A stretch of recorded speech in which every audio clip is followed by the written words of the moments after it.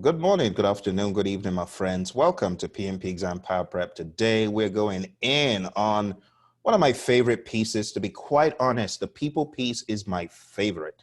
I like the process piece, but the reason why I like the people piece is that is the reason why we're working on the project. It's for the humans, the stakeholders. It's as a result of the team members that we actually get stuff done. So I value the people piece, to be really honest with you, even more than the process piece. Now, I know that if you look at the PMBOK guide, the proportion of people to process is very small, people related. But there's a reason why chapter 3 had a lot of leadership and a lot of management versus leadership talk going on. It's because the PMI have caught on to the importance of the people piece. Now, on the current exam, it's hard to break it out into proportions, but it's very straightforward on the pilot exam and on the exam that will be in effect from July 1st forward. The people piece is 42%. It's a chunk, but it gives us a relative idea about how this probably equates to the current exam. Now, those of you taking any exam, what I've heard and what you've probably heard is that the questions are very situational. They are very people oriented. You are a project manager. You've run into a problem with a stakeholder, or if you found an issue on the project, it gets very human. So this is a piece that you really want to absorb and just let it wash over, anything you've read from the PMBOK guide, absorb it, try your best to relate to it, and you'll find out that on the exam, the terminology will not challenge you because you'll be very comfortable with the human terminology, so to speak. All right. So let's go into what we are going to be looking at. This is a very high level view of where we are going today. Today, we're going to be talking about the people piece on the July 1st exam, the pilot exam. Like I said, the PMI say this is 42%. So really quick, we're going to talk about managing conflict. And as you manage conflict as a project manager, you want to know the source. You want to be able to interpret where the problem is coming from. You want to be able to analyze the context for the conflict. And you want to be able to evaluate and recommend and reconcile and help people. That's the first task. Second task is all about leading a team, setting a vision, determining the appropriate leadership style. You could use a directive style. You could use a coaching style. You could use a collaborative style. There are 4 styles we're going to look at. There are many options. And you also want to think about diversity. When we talk about diversity, it's not just race. It's not just sex. It's not just religion. It's the way we think. It's the way we solve problems. So when you think about diversity, we got to think wider than that. Task 3 is all about supporting team performance. So we want to be able to appraise team members, support and recognize member growth and development. We want to be able to determine the appropriate feedback approach. We want to verify performance improvements that the training we sent them for actually worked. Task 4 is all about empowering team members. So we want to organize around team strength. We want to support team task accountability, evaluate demonstration of task accountability, and also determine and bestow levels of decision-making authority so that the PM is not the person making all the decisions when other people are capable. Task 5 is to ensure team members and stakeholders are adequately trained. Training is important. Task 6 is all about building a team. So to build a good team, you need to appraise skills, understand the project requirements. You want to keep refreshing team skills and building them and maintaining knowledge transfer. Task 7 is all about impediments. We want to get those impediments out of the way, blockers, obstacles. We want to get them out of the way. We'll take a look at how. Task 8 is all about negotiating project agreements. Now, you do know that negotiating in many circles is a dirty job. People try to break your arm to get the upper hand. But in this view we'll be looking at, it's not that. It's all about collaborating, analyzing the bounds of the negotiations, understanding what the other party wants, determining a strategy, and making it a win for all involved. Task 9 is all about collaborating. That's code for stakeholder engagement.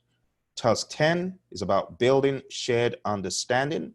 So when we talk about building shared understanding, we want to get to the root of an issue, the root of the matter. We want to survey all those folks concerned, and we want to investigate any misunderstandings. And this, of course, anchors back into topics such as the issue log and risks and interpersonal skills. Task 11 is all about engaging and supporting virtual teams. So virtual teams are big these days. I mean, look at this COVID-19 thing. A lot of companies have resorted to virtual teams now. Everyone is working remote in some companies. So it's important in this day and age, we understand that virtual teams are here to stay.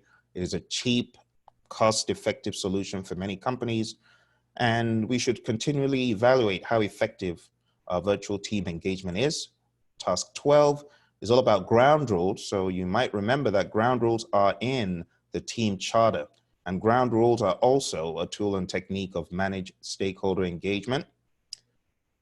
We want to communicate organizational principles with the team, with external stakeholders, and establish an environment that fostered adherence to ground rules. We want to promote those ground rules. So there are ways. We'll take a look at ways we can get these ground rules absorbed and accepted by team members.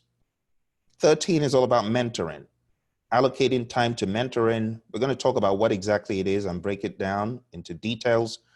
And task 14 is going to be about promoting team performance through the application of EI, emotional intelligence. Two big things in EI. Do you know how you feel? Can you control your emotions? Are you in touch with yourself?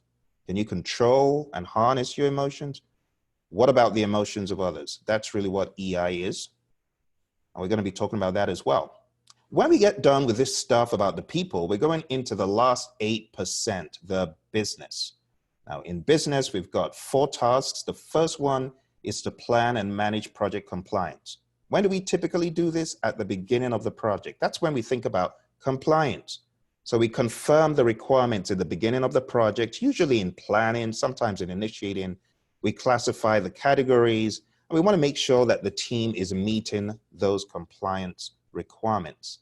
Task 2 is about evaluating and delivering project benefits and value. So this has some leanings towards the world of Agile. So you need to investigate that benefits identified, document agreement, who's going to own the benefits, make sure that there's a system for measuring the benefits, evaluate delivery options to demonstrate value, and appraise stakeholders of value gain progress. There should be a benefits owner who says, all right, we've achieved the benefits, or we haven't, or it's in the process, or here are the risks in us receiving the benefits. Now, what do we mean by benefits? You know that every project has a deliverable, usually a product, service, or result.